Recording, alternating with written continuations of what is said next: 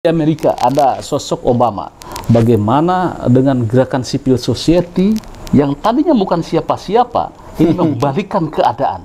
Nah, Prof Ikam bagaimana nih kalau dianalisa dengan kasus Prof Mahfud ini, dengan kasusnya Obama kemudian dengan Gus Dur itu? Kalau kita mau memparalelkan apa yang terjadi di Indonesia, ya memang ada paralel, yaitu dua-duanya ingin melakukan perubahan-perubahan besar. Iya. Walaupun konteksnya tentu beda. Yang satu sudah firm akan ingin menjadi calon presiden, yang satu ini kita masih belum melihat apakah ada partai-partai yang memang akan tertarik untuk mendukung Profesor Mahfud, kan begitu. Ya. Dan inilah yang kemudian sebetulnya yang tadi dikatakan Mas Yusuf itu menjadi sangat relevan, yaitu dukungan masyarakat sipil di Indonesia itu moga-moga bisa menyadarkan partai-partai politik bahwa memang Pak Mahfud akan bisa membawa perubahan.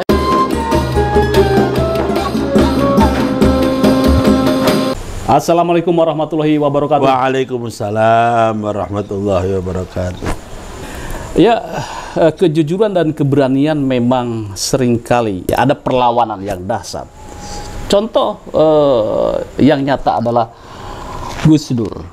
Ya. Seringkali Prof Ikam mengatakan Gus Dur adalah orang yang jujur, kemudian menghadapi tembok yang luar biasa sehingga Gus Dur pun jatuh oleh konspirasi politik.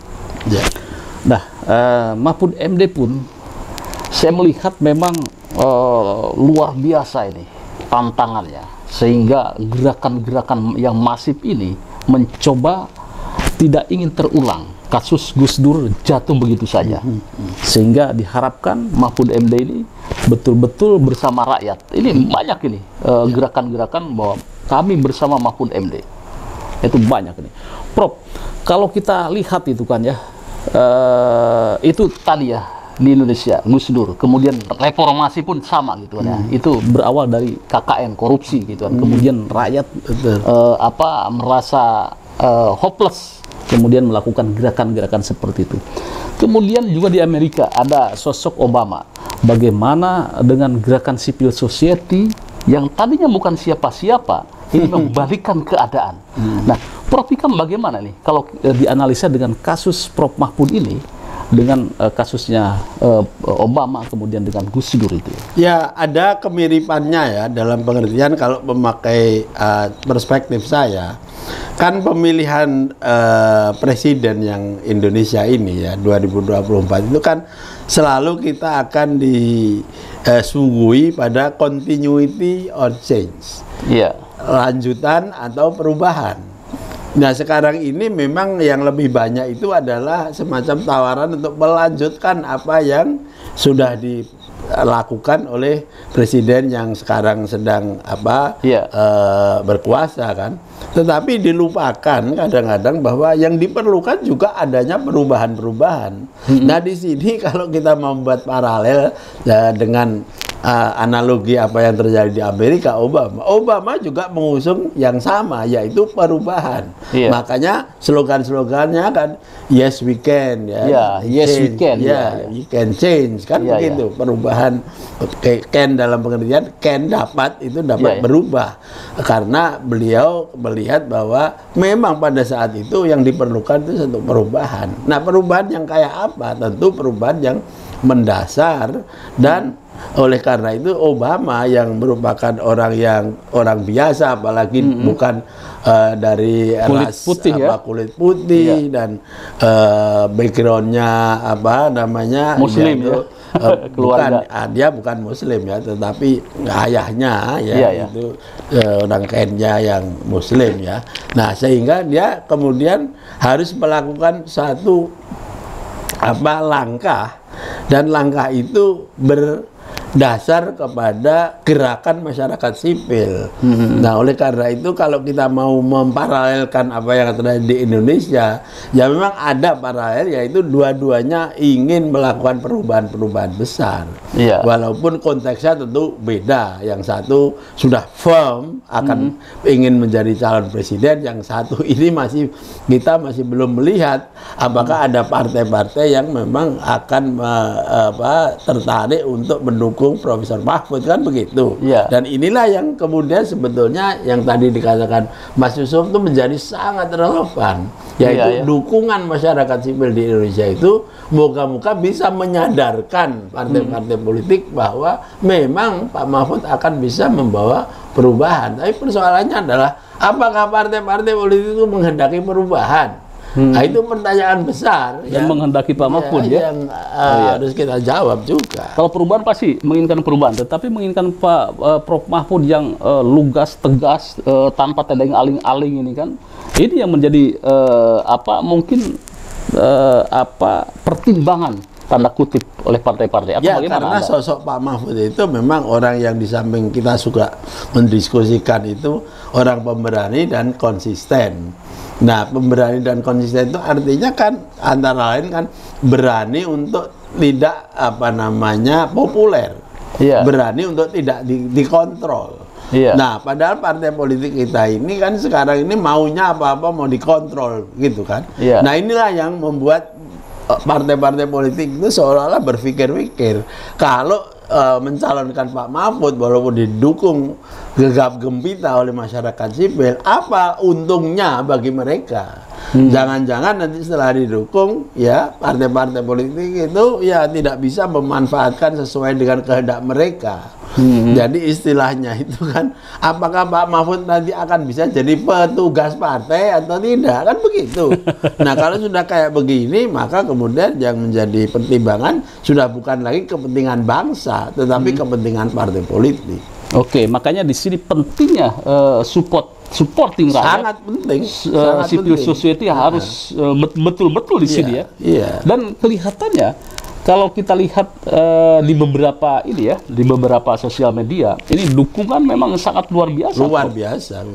Prof Mahfud. Artinya rakyat ini sudah tersadarkan bahwa sosok di 2024 itu adalah yang memiliki komitmen terhadap pemberantasan korupsi, keberanian, dan punya integritas. Katakanlah sosoknya seperti Pak Mahfud. Iya, betul Mas. Jadi kalau kita lihat sebelum ini kan seolah-olah kita itu sudah stuck, buntu, karena kok tidak ada ya tokoh yang kira-kira bisa menjawab soal bagaimana Indonesia itu bisa lebih cepat melakukan terobosan-terobosan gitu. Karena semua yang bicara itu hanya continuity terus menerus.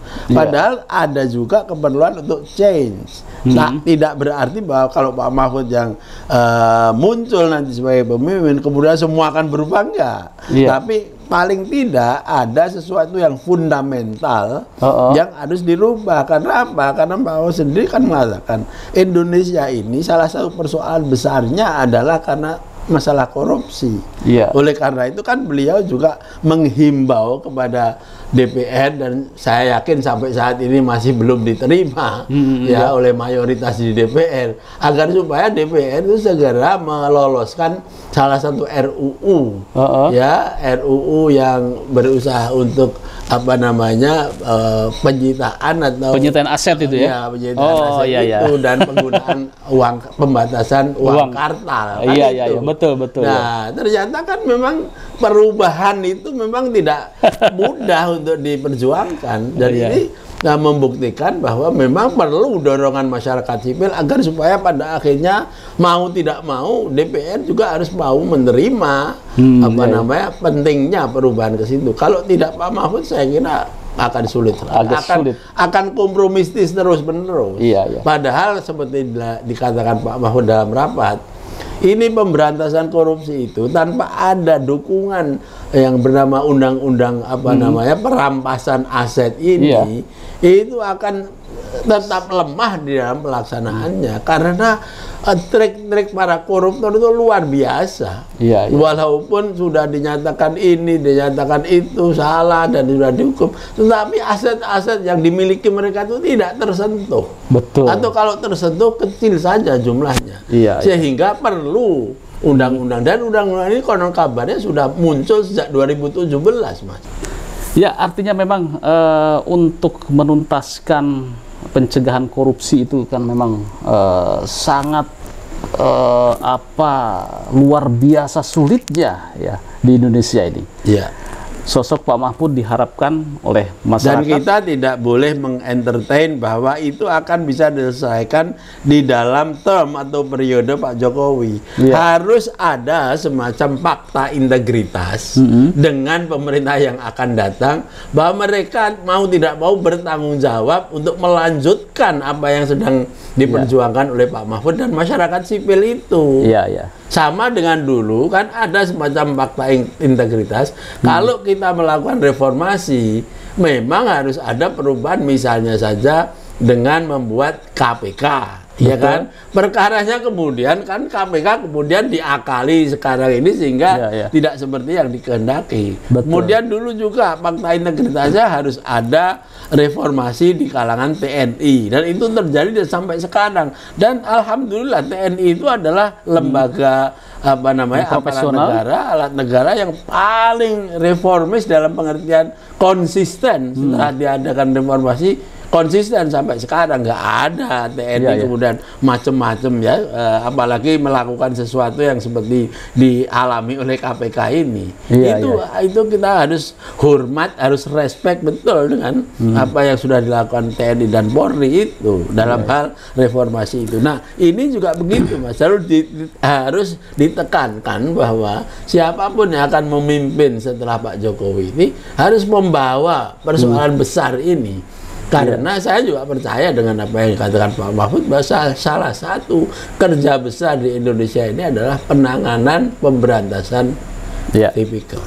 Oke, Prof, artinya Anda ingin mengatakan bahwa Prof Mahfud itu penting untuk berkontestasi di 2024 dan dukungan civil society untuk menghantarkan Prof Mahfud berlaga di 2024 menjadi sangat signifikan. Ya, tentu saja dengan realistis juga, ya kan, karena Pak Mahfud bukan ketua partai dan lain sebagainya, ya tentu mungkin harus mau berkompromi atau bernegosiasi. Tapi kalau masyarakat sipil sudah sangat kuat dan partai politik kemudian juga antusias, ya bisa saja bukan hanya Wapres, tapi mungkin juga bisa sampai kepada RI 1, kan begitu. Tapi kita mesti tetap realistis juga. Iya, oke. Nah, bagaimana menurut Anda dan bagaimana dukungan Anda? Saya tunggu komentarnya.